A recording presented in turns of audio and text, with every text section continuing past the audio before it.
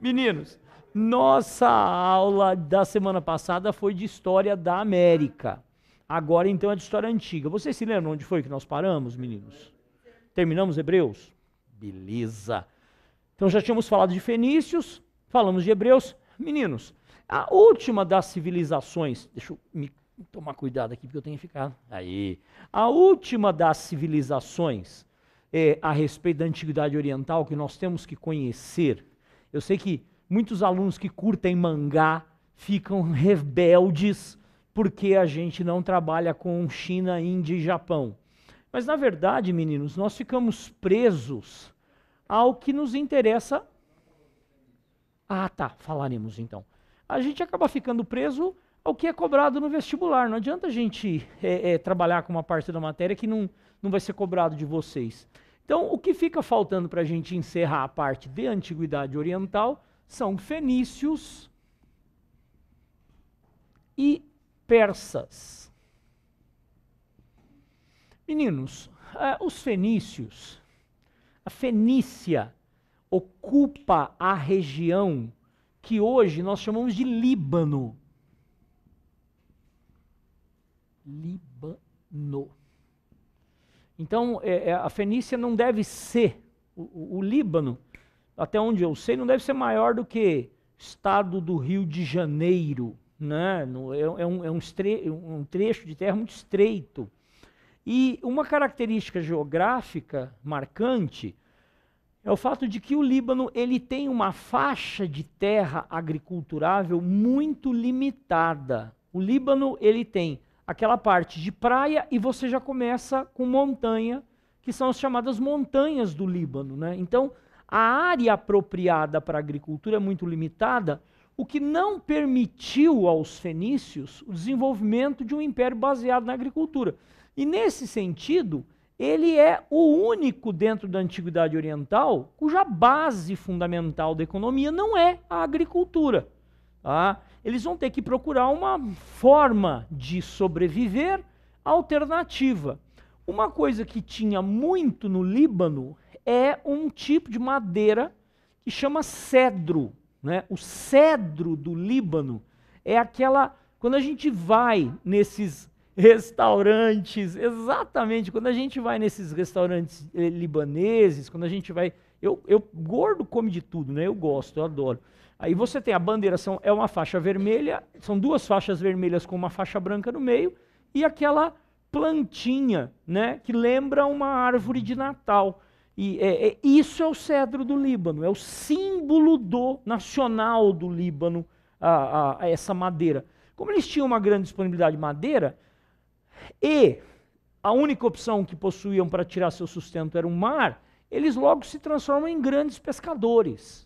Grandes pescadores começam a ir cada vez mais longe, resultado, vão se transformar nos maiores navegadores da antiguidade e, consequentemente, nos maiores comerciantes. Falou em navegação e comércio. Durante o período da Antiguidade Oriental, lembra dos fenícios. A Fenícia não chegou a organizar um estado centralizado. Os fenícios se organizavam à moda dos sumérios, à moda dos gregos, em cidades-estado independentes entre si, com destaque para Sidon, Tiro e Biblos. Havia uma cidade chamada Berytus. Berytus também era uma cidade, estado existente na antiguidade, que hoje é a capital, Beirute. Tá? Sidon, Tiro e Biblos são as três principais cidades-estado fenícias. Essas cidades se comportam como pequenos países independentes entre si. E aí, meninos, vamos usar aqui uma expressão que eu acho que vocês nunca mais na vida, aliás, acho não, tenho certeza que vocês nunca mais vão usar na vida. Quando a gente fala a respeito da forma de organização sociopolítica das cidades fenícias, a gente usa uma expressão sem pé nem cabeça, é talassocracia. Talassocracia é fantástico, né, meninos? Eu queria ver isso numa palavra cruzada. Oi? Não, doidão. Meu Deus. Todas as cidades-estado fenícias, Arthur, é porque talassocracia significa governo de homens do mar, tá? Governo Tritão, né, o marido da sereia, tô brincando. Não, governo de navegadores, tá? Governo de navegadores. Porque realmente é a única dessas sociedades da Antiguidade Oriental aonde os comerciantes terão primazia sobre os proprietários de terra, até porque aqui não tem essa questão da posse da terra, aliás, desculpa, aqui não tem a importância da produção da agrícola, não tem significado isso. Então, realmente, a base é o comércio.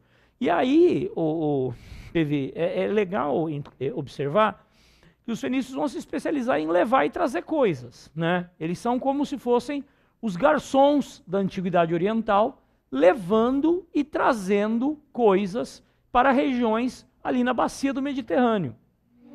Eles iam e vinham para tudo que é lado carregando coisas. E isso os leva a fundar colônias ao redor da bacia do Mediterrâneo. Os fenícios não eram agressivos. Os fenícios não eram, não se comportavam de uma forma imperialista. Eles procuravam um bom relacionamento com os povos das diversas regiões onde se fixavam. Então, no geral, os fenícios eram bem-vindos. Por exemplo, o Egito aceitava a presença de comerciantes fenícios.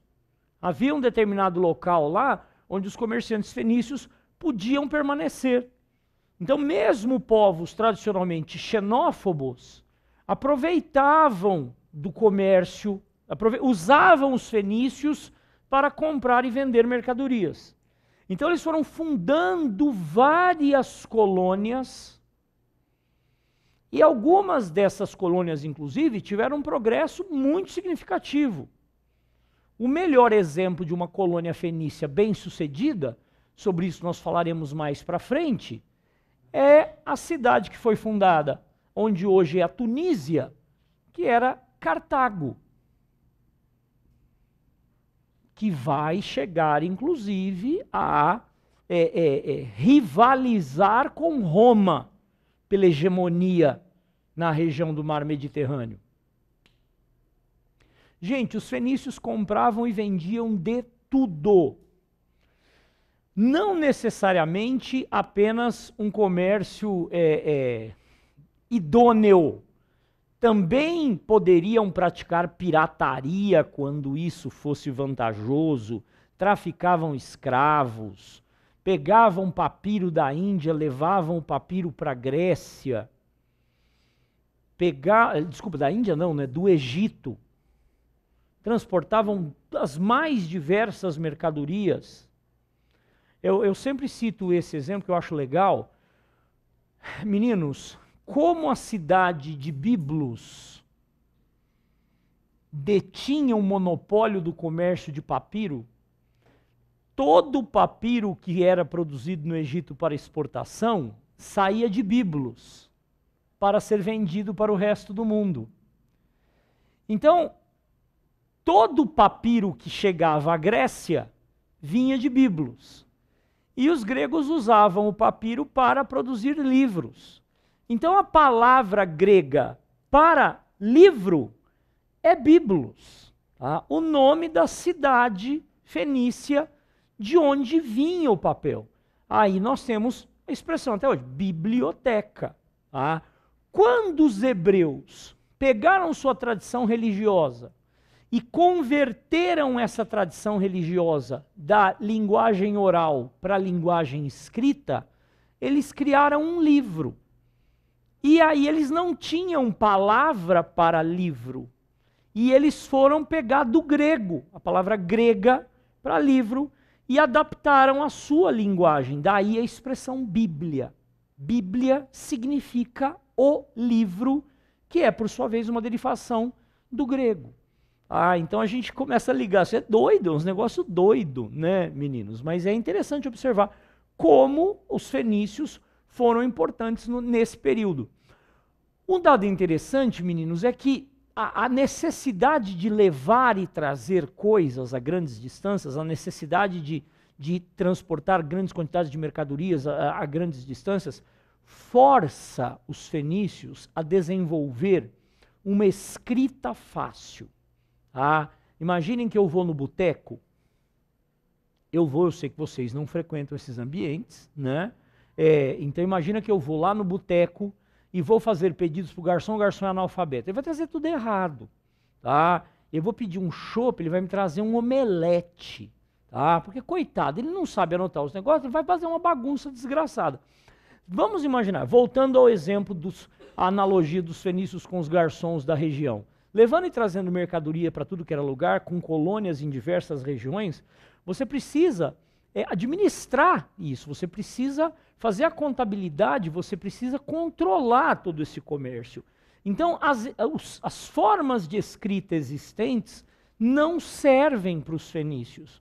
Os fenícios, então, vão desenvolver uma escrita própria, que é a escrita fonética, ou fonemática, que é fundamentalmente o que nós temos aí hoje. É basicamente, essencialmente, aquilo que nós temos aí hoje. Os gregos adaptam a escrita fenícia para si. A gente chama a escrita alfabética, né? Do grego alfa, beta, mas na verdade não é de origem grega, é adaptada do modelo fenício. Meninos,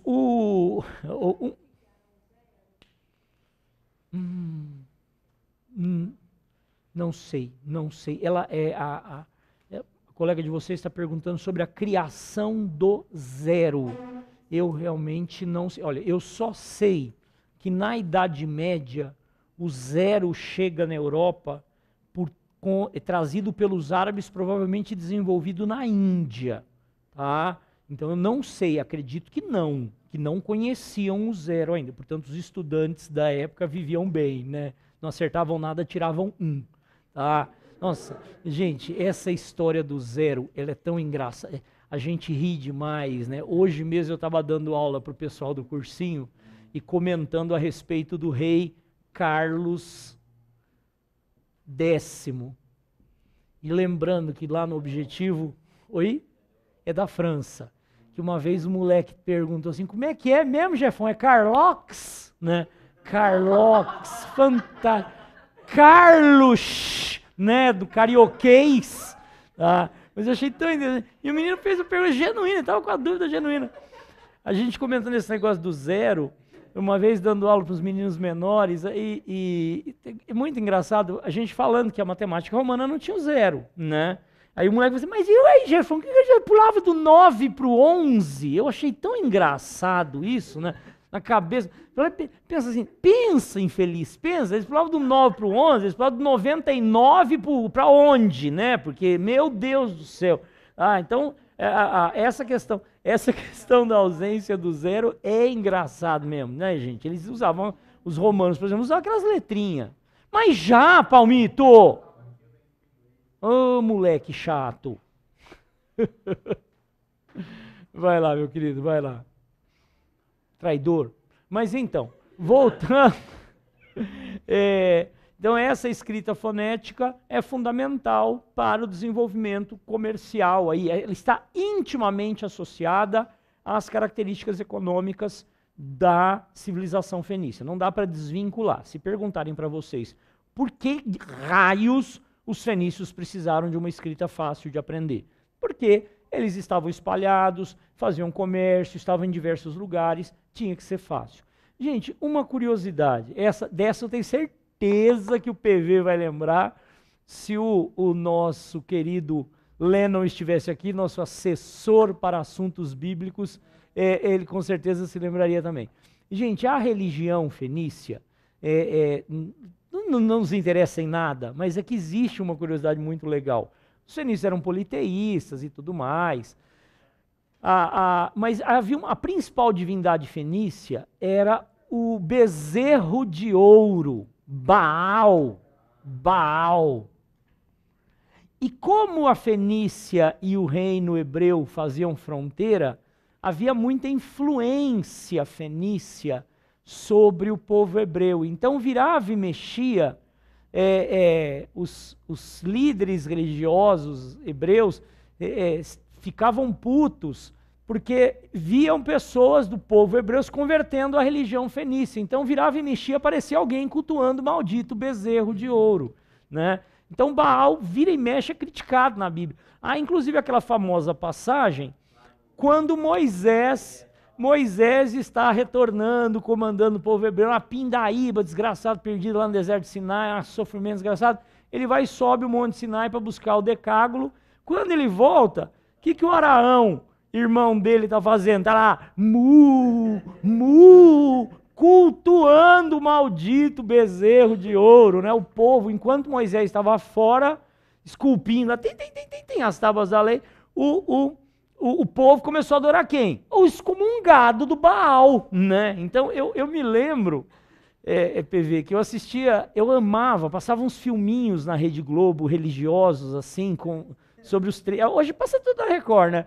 Então era um ator, mota canastrão, velhão, assim, o quê? Aí ele bate o cajado assim, cai um raio e o Baal derrete, né? O bezerro de ouro. Para quem tava numa pindaíba arrumar um ourinho aí, não é ruim não, hein? Vixe mãe, tá? Fosse aqui no Brasil, cadê o bezerro? Virou as costas, já sumiu, né? Já era, cadê a taça Jules Rimet, né? Então é interessante que Baal acaba sempre sendo citado na Bíblia com maldito, bezerro do inferno, vem cá que vai virar churrasco, tá pensando que isso aqui é Uberaba, né? Que os caras gostam do bezerro, que paga milhões de bezerros. Não. Então é interessante citar. São politeístas, mas a figura do Baal sempre aparece na Bíblia. E para terminar essa matéria, meninos, nós temos que falar dos persas. O maior de todos os impérios da Antiguidade Oriental. Gente, os persas, eles acabaram unindo toda a região da Antiguidade Oriental sob seu comando. Os persas, o Império Persa, ele é formado a partir da união, o Império Persa, Irã, hoje. O Império Persa, ele é formado a partir da união de dois povos que habitavam a região do Irã, que são chamados Medos. Os medos estavam lá na destruição do Império Assírio e os próprios persas. Então o império surge da união desses dois povos, sob o comando de um líder persa chamado Ciro, o Grande. Ciro I, o Grande, o fundador do império. Ciro unifica a população ali da região do Irã e, por ser um cara brilhante, dá início a uma expansão militar devastadora, conquista uma enorme região. O império atinge fronteiras imensas, do norte da Índia ao mar Mediterrâneo, sob o comando de Ciro. E um detalhe interessante, daí, né, dadas as suas vitórias militares espetaculares, ele destrói o reino caldeu, né, ele conquista o reino caldeu, liberta o povo hebreu do cativeiro da Babilônia. Um detalhe importante do Ciro, meninos, é que ele usava uma política muito diferente na tradição, em termos de tratamento dos povos conquistados. O Ciro inaugura uma prática que é o inverso do modelo adotado pelos assírios.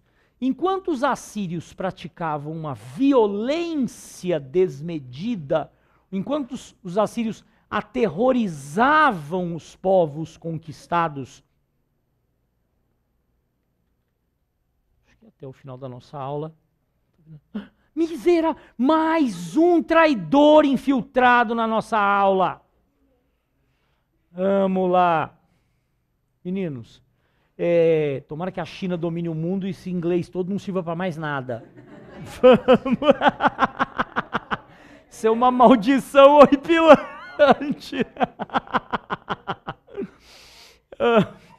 Meninos, o Ciro adota uma postura de tolerância, tá, meninos? Então os persas se caracterizam por serem muito tolerantes em relação aos povos conquistados, fazendo exigências bastante moderadas aos povos, exigindo, por exemplo, a questão do pagamento de tributos, nada absurdo, e que os povos conquistados, quando requisitados, disponibilizassem tropas para engrossar o exército imperial. Então, o Império Persa, ele é bastante moderado nesse sentido. Fazer parte do Império Persa, um povo que fosse conquistado pelo Império Persa, não vai sofrer o inferno na face da terra. Isso nos ajuda a explicar porque, por exemplo, durante o governo de um cara como Ciro, poucas revoltas vão ocorrer. Quando Ciro morreu, chega ao poder Cambises. Cambises se torna famoso por incorporar ao Império Persa o Egito. Cambises é o conquistador do Egito. Então, quer dizer, o Império Persa agora vai pôr os pés na África e conquistar uma das regiões mais ricas do mundo. Imagina a importância econômica, imagina como isso não engorda os cofres públicos. O Cambises, no entanto, ele inverte a lógica do Ciro. Ele era muito mais violento, muito menos tolerante que o Ciro. Ele, se não me engano, acaba sendo inclusive assassinado. E no seu lugar, Dario. Tem gente que fala Dário, né? Tem gente que fala Dario, eu fico meio sem saber. Dario I, também conhecido como Grande Rei. E esse é o cara importante. Esse aqui é o senhor fodão. Isso é o que nós temos que conhecer. Claro, né? Ciro como o pai do império, mas Dario, ele é fundamental. Meninos, Dario assume o comando de um império com mais de 5 milhões de quilômetros quadrados. Um império que engloba vastas regiões, regiões altamente evoluídas como Mesopotâmia, como Egito. Quer dizer, que vai da Índia ao Rio Nilo. Então não é pouca coisa o que o Dario... São mais de 5 milhões de quilômetros quadrados o que o Dario governa. E ele percebe a existência de uma séria dificuldade, gente. É muito extenso e fica difícil governar, né? Fica muito difícil governar. Então, o que é que o Dario vai fazer?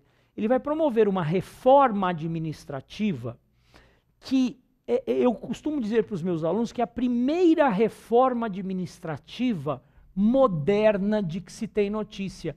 E todos os países, praticamente todos os países do mundo contemporâneo, todos os países da Europa e América adotam um modelo administrativo proposto pelo Dario no Império Persa, lá nos idos de 500 a.C.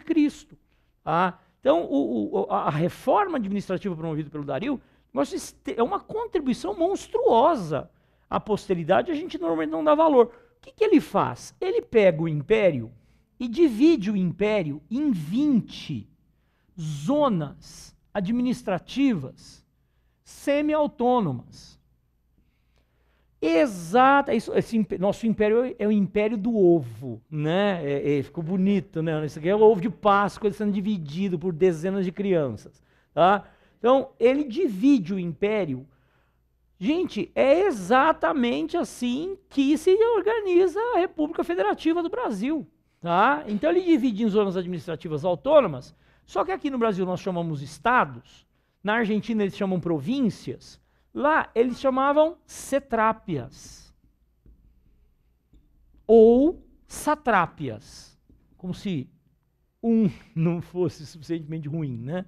Setrápias ou satrápias. Esses são os estados.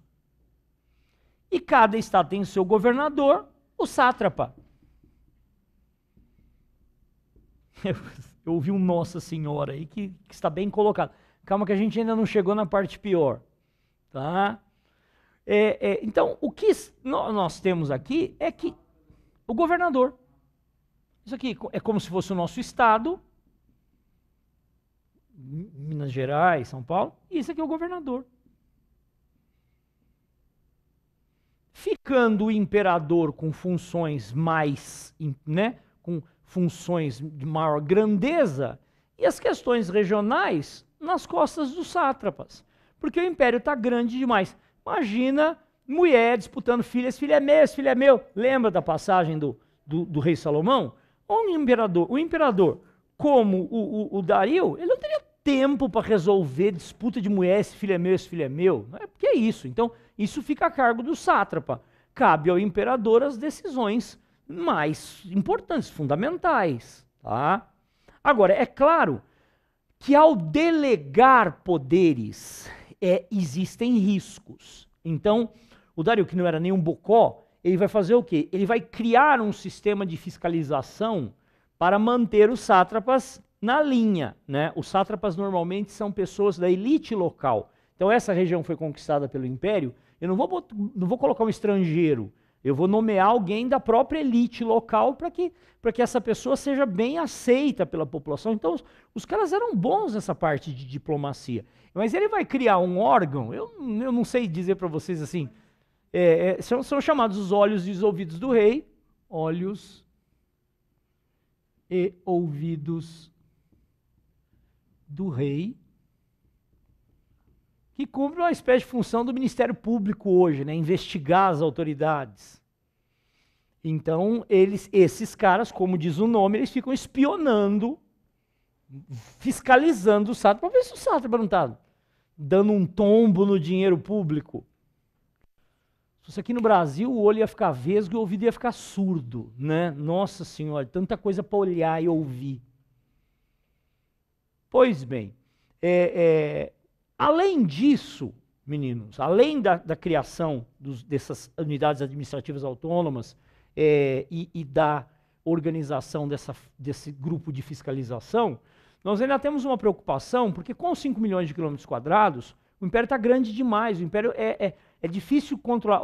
O aluno, normalmente, o que vem na cabeça do aluno é, pô, chefão, se acontece uma revolta ou alguma emergência, o que ele faz é a construção das chamadas estradas reais. Ele vai construir estradas cortando o império de uma ponta a outra. Lembra, o Egito não precisava disso, porque o Egito tem 1.000 quilômetros de comprimento, mas é só 20 de largura. Né? O Rio Nilo, aqui não, aqui você tem que construir. Segundo determinados autores, ele mantinha 100 mil trabalhadores disponíveis praticamente o ano todo, prontos para dar a manutenção a essas estradas que eram calçadas com pedra, não era um barreiro desgraçado. Fala, menina Tavares.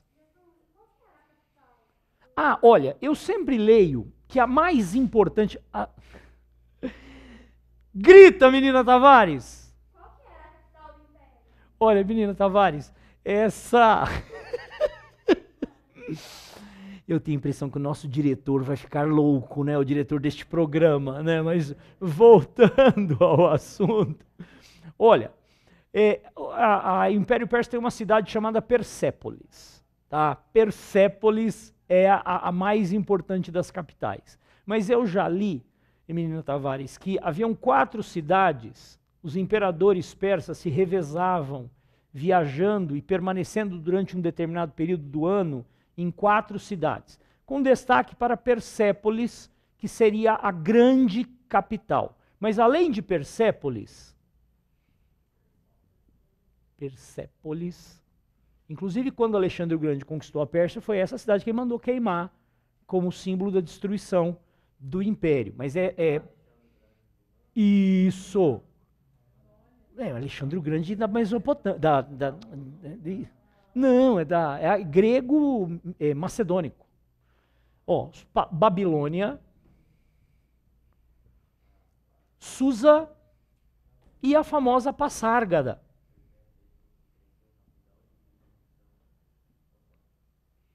Susa, Persépolis, Passárgada e Babilônia eram as 4 capitais onde o imperador se revezava para poder fiscalizar as diversas regiões do império ao longo do ano. Mas a grande capital, Persépolis. Perfeitamente, perfeitamente. Vamos embora para Passárgada, lá sou amigo do rei. Quem é o rei? Provavelmente Dario I. Ah, tá bom.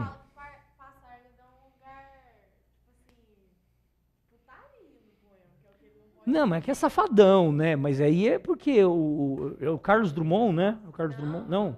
Manuel Bandeira. O Manuel Bandeira é safadão, não sei. Eu não sei te dizer como é que era a night em Passárgada no tempo do Império. Aí eu realmente, mas diz que essa profissão é antiga, né? Bom, mas vamos lá. Tá? Não sei lá como é que eram as reis, tá? O escravo hebreu lá com a plaquinha pagando e acendendo a luz, né?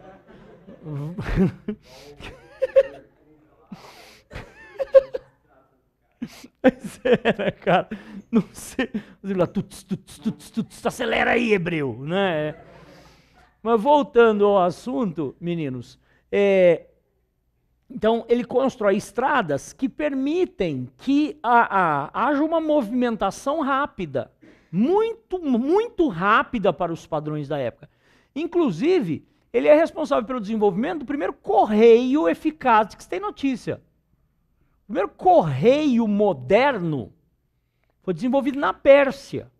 Notícias que tinham que vir em caráter emergencial, diz que era mais ou menos assim, tinha um posto do correio a cada 20 quilômetros nessas estradas. Diz que tinha estrada com 3.000 quilômetros de comprimento. Então, se eu precisava levar uma notícia rápida, essa canta a rebelião aqui, o rei tá aqui. Ai, fudeu, tem que levar mensagem, meu Deus, que eu... Aí você cara, cavalgando. Aí, a cada 20 quilômetros, ele trocava o cavalo. Depois de um tempo, tinha que trocar o carro, senão a busanfa dele derretia. Malditos! Aí, diz que chegava muito, assim, eu não sei te dizer em termos de tempo, mas foram, assim, o recorde da época para a velocidade em termos de entrega de mensagem. Tá? Os caras eram muito bons nesse sentido. Isso permitia, essas estradas permitiram, inclusive, uma integração econômica do Império, das várias regiões do Império. Foi um avanço muito grande. Regiões pobres, isoladas, de repente viram sua economia florescer graças a essas estradas. E aí, você vê como uma coisa puxa a outra.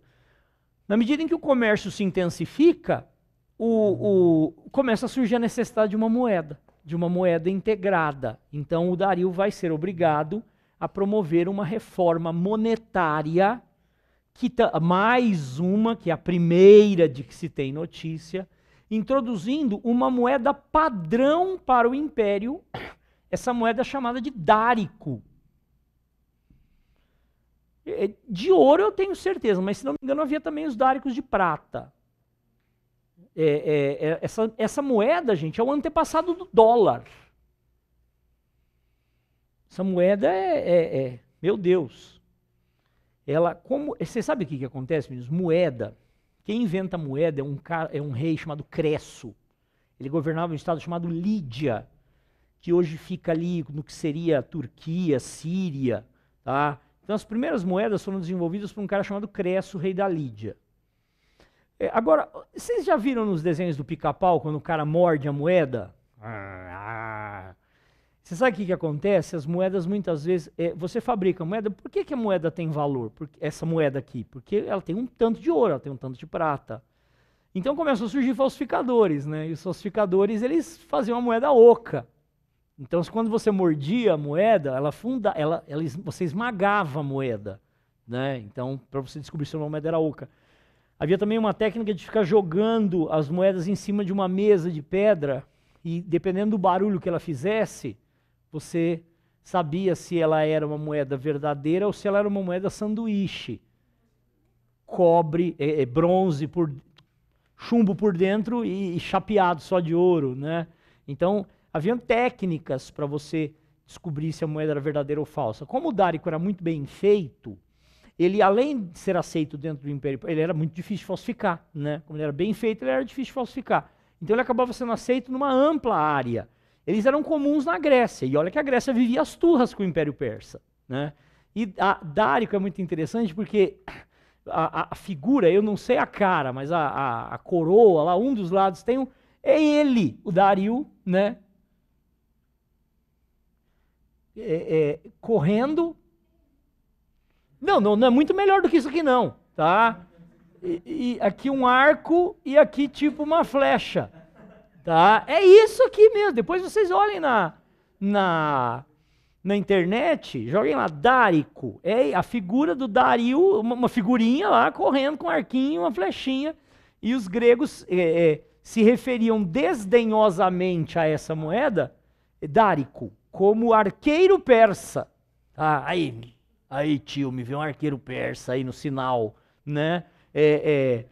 Na verdade, os dáricos eram moedas muito valiosas, tá? As moedas de uso cotidiano continuavam sendo as moedas comuns, cunhadas nas próprias setrápias, tá? Mas o comércio internacional passa a ser feito por essa moeda padrão aqui, porque ela é difícil de falsificar. Então é muito interessante. Gente, o Dario não precisaria ter feito mais nada na vida para ser considerado um monstro de um rei genial.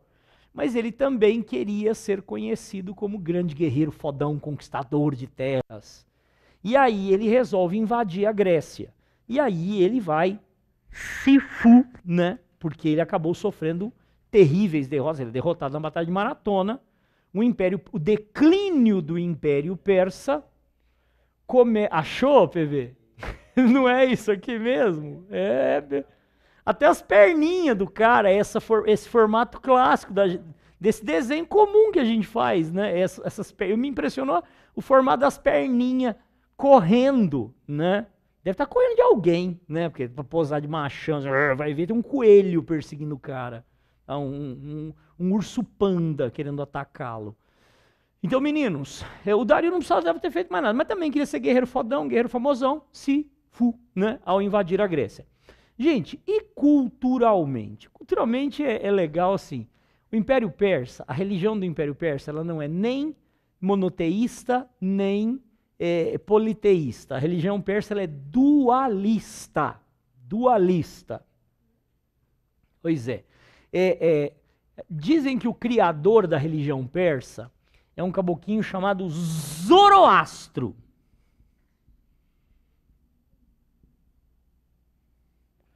Mas se você procurar, você também encontra Zaratrusta. E eu pergunto, se o cara chama Zoroastro, não precisa de... Não tem perigo de você ter um homônimo, né? Como é que é seu nome? Zoroastro. E apelido? Zaratrusta, né? Ah, que beleza, né? Ele escreve um livro chamado Zend Avesta. Zend Avesta. No qual ele explica que a humanidade ela está dividida, que espiritualmente o universo vive uma disputa entre duas divindades. Uma do bem e outra do mal. Hormuz Mazda.